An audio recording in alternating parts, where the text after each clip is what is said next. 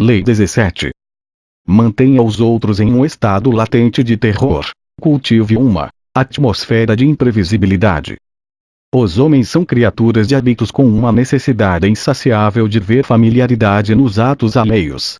A sua previsibilidade lhes dá um senso de controle. Vire a mesa. Seja deliberadamente imprevisível. O comportamento que parece incoerente ou absurdo os manterá desorientados, e eles vão ficar exaustos tentando explicar seus movimentos. Levada ao extremo, esta estratégia pode intimidar e aterrorizar. O xadrez contém a essência da vida. Primeiro, porque para vencer você tem que ser extremamente paciente e previdente. Segundo, porque o jogo se baseia em padrões, sequências inteiras de movimentos que já foram feitos antes e continuarão sendo feitos, com ligeiras alterações, em qualquer jogo. O adversário analisa os padrões que você está usando e os aproveita para tentar prever os seus movimentos. Não lhe dando nada de previsível em que basear a sua estratégia, você consegue uma grande vantagem. No xadrez, como na vida, quando não conseguem imaginar o que você está fazendo, as pessoas ficam em estado de terror, aguardando, incertas, confusas. Nada é mais aterrorizante do que o repentino e imprevisível. Por isso tememos tanto os terremotos e tornados. Não sabemos quando eles vão acontecer. Depois do primeiro, esperamos aterrorizados o segundo. Em grau menor, é assim que o comportamento humano imprevisível atua sobre nós. Os animais têm um padrão fixo de comportamento, por isso é possível caçá-los e matá-los. Só o homem tem a capacidade de alterar conscientemente o seu comportamento, de improvisar e se livrar do peso da rotina e do hábito.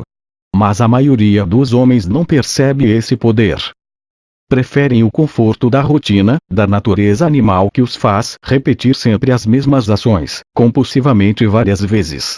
Agem assim pela lei do menor esforço, e porque se enganam achando que se não perturbarem ninguém, ninguém o perturbará. Compreenda, a pessoa com poder infunde um certo medo ao perturbar deliberadamente as pessoas à sua volta mantendo a iniciativa do seu lado. Às vezes você precisa atacar de repente, deixar os outros tremendo quando menos esperam por isso. E um artifício usado pelos poderosos há séculos. Filippo Maria, o último dos duques Visconti de Milão, na Itália do século XV, fazia conscientemente o contrário do que se esperava dele. Por exemplo, às vezes ele enchia de atenções um cortesão, e aí, quando o homem já estava começando a achar que ia ser promovido, de um momento para o outro ele passava a tratá-lo com o maior desprezo. Confuso, o homem deixava a corte, mas o duque de repente se lembrava dele e voltava a tratá-lo bem. A imprevisibilidade é com frequência a tântica do mestre, mas o pobre diabo também pode usá-la com grande eficácia. Se você estiver em minoria ou encurralado, faça uma série de movimentos imprevisíveis. Seus inimigos ficarão tão confusos que se retrairão ou cometerão um erro tático. Na primavera de 1862, durante a Guerra Civil Americana, o general Stonewall Jackson, com um exército de 4.600 soldados confederados, estava atormentando os exércitos maiores da União no Vale Shenandoah. Enquanto isso, não muito longe dali, o general George Brinton McClellan, chefiando um exército de 90.000 soldados da União, saía de Washington marchando para o sul a fim de cercar Richmond, na Virgínia, a capital confederada. Durante aquela campanha, Jackson várias vezes saiu com seus soldados do Vale Shenandoah e depois voltou. Seus movimentos não faziam sentido. Estaria ele se preparando para ajudar a defender Richmond? Estaria marchando sobre Washington, agora que a ausência de McClellan a deixara desprotegida? Dirigia-se para o norte para arrasar tudo por lá? Porque o seu pequeno exército se movia em círculos. Os movimentos inexplicáveis de Jackson fizeram os generais da União retardarem a marcha sobre Richmond, enquanto aguardavam para descobrir o que ele estava tramando. Nesse meio tempo, o Sul conseguiu enviar reforços para a cidade. Uma batalha que poderia ter esmagado a Confederação se transformou num empate. Jackson usou esta tática repetidas vezes ao enfrentar forças numericamente superiores. Desoriente, confunda e surpreenda o inimigo sempre, se possível, dizia ele. Essas táticas vencerão sempre. Um pequeno exército será capaz, portanto, de destruir outro maior. Esta lei se aplica não só à guerra, mas às situações do cotidiano. Os outros estão sempre tentando entender o motivo das suas ações e usar a sua previsibilidade contra você. Faça um movimento totalmente imprevisível e os colocará na defensiva. Sem entender nada, eles ficam aflitos e, nesse estado, é fácil intimidá-los. Pablo Picasso disse certa vez: o melhor cálculo é a ausência de cálculo. Quando você alcança um certo grau de reconhecimento, os outros em geral imaginam que se você faz alguma coisa, deve ser por um motivo inteligente. Portanto, é tolice planejar com muito cuidado e antecedência os seus movimentos. É melhor agir caprichosamente. Durante uns tempos, Picasso trabalhou com o marchand Paul Rosenberg. Deixava-o livre para vender seus quadros, mas um dia, sem nenhum motivo aparente, ele disse ao sujeito que não lhe daria mais nenhuma obra para vender.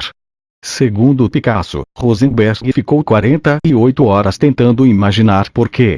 Eu estaria reservando peças para um outro marchand. Eu continuava trabalhando e dormindo, e Rosenberg imaginando. 2 dias depois ele voltou, nervoso, ansioso, dizendo: afinal de contas, caro amigo, você não me abandonaria se eu lhe oferecesse tudo isso, dizendo uma quantia substancialmente maior, por esses quadros em vez do preço que estou acostumado a pagar, não é mesmo?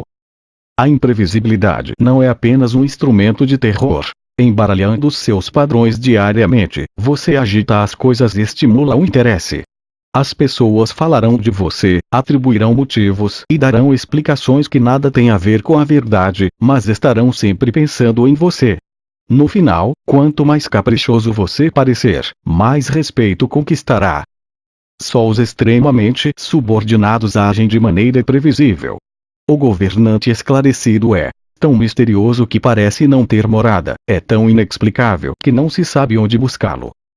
Ele repousa na inação lá em cima, e seus ministros tremem cá embaixo. Anfei-tzu, filósofo chinês, século III AC. A vida na corte é um jogo de xadrez sério e melancólico, onde temos que colocar em formação nossas armas e batedores, criar um plano, persegui-lo e nos defender do plano do nosso adversário. Às vezes, entretanto, é melhor arriscar e fazer a jogada mais caprichosa e imprevisível. Jean de La Bruyère, 1645-1696. O inverso. Às vezes, a previsibilidade funciona a seu favor. Criando um padrão com o qual as pessoas se sintam à vontade, você as deixa anestesiadas. Elas armam tudo de acordo com o que sabem sobre você. Essa tática pode ser útil de várias maneiras. Primeiro, é uma cortina de fumaça, uma fachada confortável por trás da qual você poderá enganar os outros. Segundo, permite que você em raras ocasiões faça algo totalmente contrário ao padrão, perturbando de tal forma o adversário que ele desmonta sozinho. Em 1974, Muhammad Ali e George Foreman estavam prestes a se enfrentar numa luta do Campeonato Mundial de Boxe de Pesos Pesados. Todos sabiam o que ia acontecer. O grandalhão George Foreman tentaria acertar o nocaute enquanto Ali dançaria ao seu redor, até ele ficar exausto. Era assim que Ali lutava, esse era o seu padrão, e há 10 anos ele fazia a mesma coisa. Mas neste caso isso parecia dar a Foreman uma vantagem. Ele tinha um soco devastador e, se esperasse, mais cedo ou mais tarde Ali teria de se aproximar. Ali, mestre estrategista, tinha outros planos. Nas entrevistas coletivas antes da grande luta, ele disse que ia mudar de estilo e socar Foreman. Ninguém, muito menos Foreman, acreditou. O plano era um suicídio. Ali estava brincando, como de costume. Mas aí, antes da luta, o treinador de Ali afrouxou as cordas do ringue, como é hábito fazer quando um boxeador pretende ser muito agressivo. Ninguém, entretanto, acreditou na manobra. Só podia ser uma armação. Para espanto de todos, Ali fez exatamente o que tinha dito.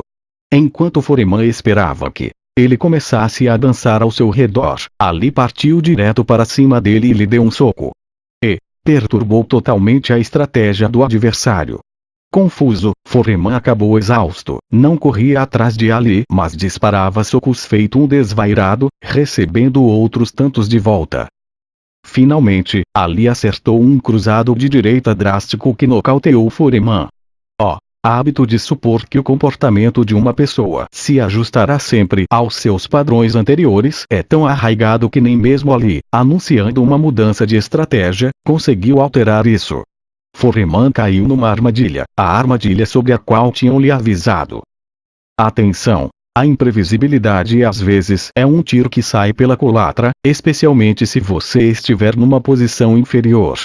Há ocasiões em que é melhor deixar as pessoas ao seu redor se sentindo à vontade e tranquilas. O excesso de imprevisibilidade é visto como sinal de indecisão, ou até de algum problema psíquico mais grave. Os padrões têm um poder muito grande, e se você os quebra pode deixar as pessoas assustadíssimas. Deve-se ter bom senso ao usar esse poder.